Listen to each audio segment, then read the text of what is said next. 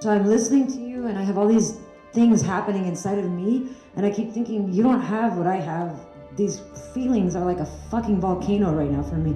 I enjoy inflicting pain on people. I'm a sadistic narcissist. So very often I would externalize my internal aggression in order to kind of enjoy the effects on people. People are good and they don't deserve to be hurt. They don't deserve to be treated that way. And that you see vulnerability and you pounce on it like a fucking lion on a gazelle is wrong.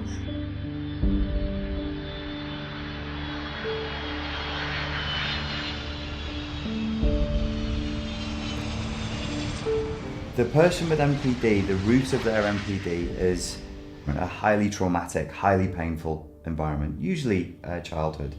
And it usually forms between two polarities where the child is being overtly abused and neglected and then also being spoiled in some way that is also boundaryless. So you might have an abusive father and then an apologetic, guilt-ridden mother. The father abuses and then the mother overcompensates for the child. Is that child then going to spend the rest of their life experiencing huge amounts of anxiety and depression? Yes. I have the most extreme form of narcissism, narcissistic personality disorder, where there is a total disruption there's total emotional dysregulation.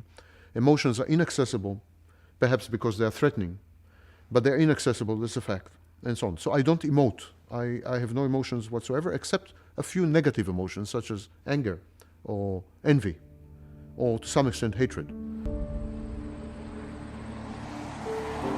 When I started realizing all this mess was about 2 years ago when I started having problems with my husband, and I just didn't quite understand why. I've been trying to do everything I've been taught. Why it's not working? We went to a therapist in the hopes of making our relationship better, and I had to push for that. She mentioned to me, your husband is a narcissist and you're a codependent. And I was like, what? Well, what is that? Well, narcissist is all about themselves. Like, yeah, and I've never heard codependency before, that word. And so I went online. So I put on the search engine codependency because she mentioned that I was a codependent. And then I found out about codependency, and later I started finding out about narcissism. I'm a narcissist, so my main motivation is what is called narcissistic supply. Essentially attention. Narcissistic supply is a fancy name for attention. I'm also getting money, but that's a secondary consideration. Narcissistic supply, attention, is what I use to regulate my sense of self-worth. You see, my sense of self-worth, as opposed to normal people or healthy people, fluctuates constantly. It's labile. It goes up and down. And when it's down, it's very down. And so I need to regulate it. I need to stabilize it by having people telling me that I am as fantastic, as grandiose, as omniscient, as omnipotent, as brilliant, and as perfect as I imagine myself to be. Or do you think that people have to compliment you because you do feel that you're superior, actually? I believe that you believe that. Yeah. So you. I believe that you believe that. Okay. However, it's completely irrelevant to me what you believe. Okay. Yeah. They are addicted to attention, adulation, adoration. You have to look up to them, and you do, because they're really wonderful. They're really wonderful in the beginning, and so you're just like blown away. This is the best man I've ever known, and then they become your worst nightmare. So what you're doing is you're giving them what they need. They give you what you want, which is this like Cinderella dream thing, and then what's happening is they make you addicted to like this love bombing thing, and then the mask falls because they feel, oh, I got her. I can chill now. I can relax. I can be myself. And what they call that is the mask. Now the mask starts to fall, and you start to see these cracks, and they'll slip up, and Oh, I don't want to go with your family to dinner. Who wants to meet your family? Oh, your friend's an asshole. They start to criticize things in your life that are important to you because they feel threatened by it, because they have to overpower you and control everything that's important to you. So once you start to, all of a sudden you're criticizing, they take it as a criticism if you counter anything they say. It's a bad idea doing anything to a narcissist that threatens their hyper-idealized self-image, because they will punish you very severely. You can be punished by a narcissist simply for existing without needing them. They can find that threatening. You can be punished by a narcissist simply for saying politely, no, I don't wish to do that. It's an extremely cruel internal world in which they live, which is why that cruelty is mirrored outward to their victims. My then boyfriend had tried to kill me more than once. But I didn't understand that this was all a game, and I didn't understand it was a really dangerous game. By force or by guile, you will play this game with me, or I will destroy you and kick you out of my little world. I had ran to my car, and he jumped my car, and he came in, and I don't know why I let him get in the driver's side. And we started to drive towards the Brooklyn Bridge, and he told me he was going to run us off the bridge and kill us. And so that was the first time I had ever begged for my life. It's a haunted house. The narcissist personality is a haunted house. So you need Ghostbusters, not therapists. In order for me to live a life where I'm abusing people without ever being wrong, without ever being, how is that? You have to have a truly insane psychotic level of a break with reality, and you're constantly ducking and diving like ninjas, like psychological ninjas, trying to dodge the laser beams of responsibility, where somebody would say, that doesn't even make sense. How could you be, if the person was a perfect idealized version on Monday, how could they be devalued on Friday? That means you were wrong. Well, I'm never wrong. So for me, I'm a sucker for love, like more like a love addict. And then it becomes a toxic love, because once they're done love bombing you, they're secure in you and they know that they have you. That's when it turns around and they begin to abuse you, take advantage, hurt you, verbally assault you, rage on you, cheat on you, do all kinds of things to destroy you. And by then you've become addicted to this golden period and hoping to get it back. What have I done? How can I get that love back? That's not real love. Real love doesn't just, treat you like crap after they've treated you well. It passes time. And with a narcissist, it's not like that. The NPD goes through a sense of shame and failure that they didn't manage to maintain that source of supply because they were left. They will go through rage, narcissistic rage, that person had the temerity to leave them. Somewhere in there, I'm pretty sure there will be just plain old, boring, standard, common old garden to the narcissist. This is all incredibly insulting. Sadness. The sadness of a mere mortal who simply misses their mate. That leaks through will be countered in the narcissist's self by huge amounts of rage and huge amounts of self-loathing. How dare they make me feel sadness? How dare they make me feel human emotion? And so their rage for the victim will become even stronger. Their shame and their determination to never let this happen again will become stronger. They will actually become more abusive through the experience. Whereas a neurotypical person, when we grieve, when we feel sadness, you can become more humble, you can become more open, you can become more compassionate to other people. Not so for the NPD. I would map the person, and then if I'm so inclined to inflict pain, then I would push highly specific buttons, penetrate through highly specific chinks, through highly specific routes, reach the core, and inflict usually pretty substantial damage. I feel that she's tried a lot of techniques to sort of push my buttons to make me panic. See if I can, trying to create a situation where she can make me react and confuse me and then maybe draw me back in, something. And I think she's tried a lot of things. She's used finance, she used where we're staying, all these things. And now the children are coming into the situation. I could feel it. I think she could do something with the children, and I don't know how far she can go, but I wouldn't be surprised.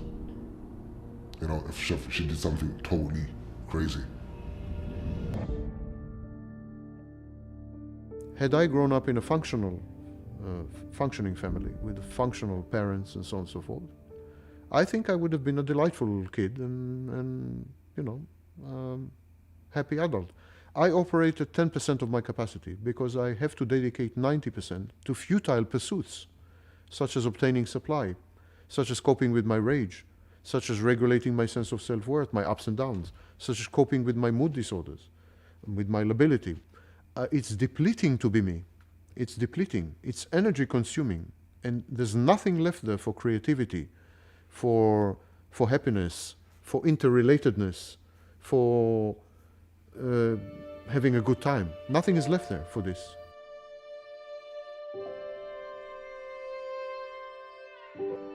When I met my husband, he was a sex toy designer, of all things, right? So I met a person that, oh wow, it's super open with sexuality, it wants to be intimate. And when he moved with me, a couple months before moving in with me, he started rejecting me sexually from one day to another. And I just, that was his point of control, because he knew that that was my trauma. My trauma was having been with a previous man who rejected me sexually too. And that takes a hit in your self-esteem. A regular person who doesn't have all these issues with intimacy, they can just hold you. But anytime it's with a narcissist, there's a physical distance. It becomes a power trip. And the closeness scares them so bad that they'll do anything to get away from you after. It is such an awkward feeling to be a woman or a man and feel like this rejection after. All that matters is that you tell them that they're good lovers. Anything that happens to you is utterly, and I want you to understand, I'm using the word utterly judiciously, utterly alien to me. Utterly. I have no more mentally in common with you than I have with a, let's say, long-necked giraffe. Nothing more. They have an internal judge, we call it an inner critic, or psychiatrists would call it the superego, that is saying, are you doing a good job of garnering narcissistic supply and maintaining the godlike false image, or are you failing? And they're either succeeding and appeasing the angry god, or they're failing, and it makes them feel absolutely worthless. Their anxiety is, I don't think it's too much to say, is purely abandonment anxiety. Their depression is purely narcissistic depletion. What I call love is combination of actually fear of abandonment and fear of losing supply and disintegration, coupled with kind of gratitude to the source for maintaining me. As the red flags of narcissistic abuse are something you feel rather than see. The interaction with the person will lead to a sense of anxiety, a sense of potential danger, even though you can't see the danger, and a kind of self-doubt where you're going, this seems to be this way, but they're saying this, but it makes me feel different to what they're saying. So they could be telling you something nice and paying you a compliment, but somehow you feel threatened. They could be saying that they're doing something for you, making a sacrifice for you, and yet you feel ripped off, you feel conned. So if you outright take revenge on them and deliberately make an effort to take revenge on them, they will make a project of you. They will make a project of punishing you. I have no home because he promised me to, baby, don't get a home because you're going to be getting one with me, so you don't have to. So when I fly back from this trip to London, I'm going home to no home. He ruined my life. If one were to decide to take revenge on a narcissist, to be so foolish, what one would need to do would be to shift from the prey mindset to the predator mindset. This is an alien way of thinking to the codependent. Totally alien. If you seek revenge, dig two graves. Okay, and that's very true. Yeah. The only thing you can have with prolonged contact with a narcissist is insanity. You will go insane. If you do it for years on end, you will become as sick in a different way as the NPD personality. You will have a complete traumatic break with reality. I would really want to rip him physically apart little by little. And maybe that's because that's what it feels like that he had been doing. Like skinning. And layer, you know.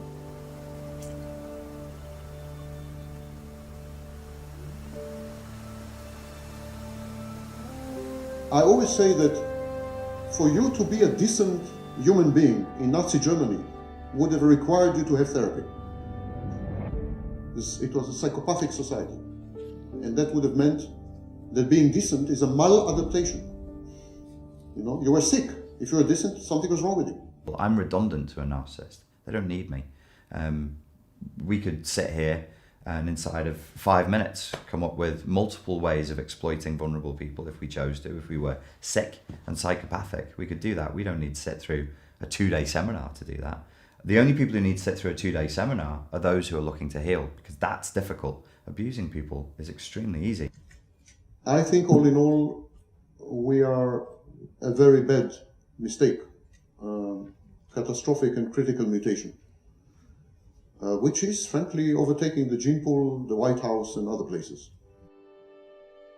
You should seek to have as little contact with them as possible. And I mean little literally, you know, whatever communication you have with them, if you send them a text, less words is better. If you have to speak to them, less words is better. If it's a phone call, make it a shorter phone call. And I'm not being facetious or pedantic. Any and all communication and any and all information you give is ammunition, and it will all be used or could be used against you at a later date. Diminish contact as rapidly and as fully as you possibly can. My 36 years, I have to cut them and start from zero, basically. But now with all this and with the knowledge that I have, I think it puts me in a place where I know now. I need to come out of the situation.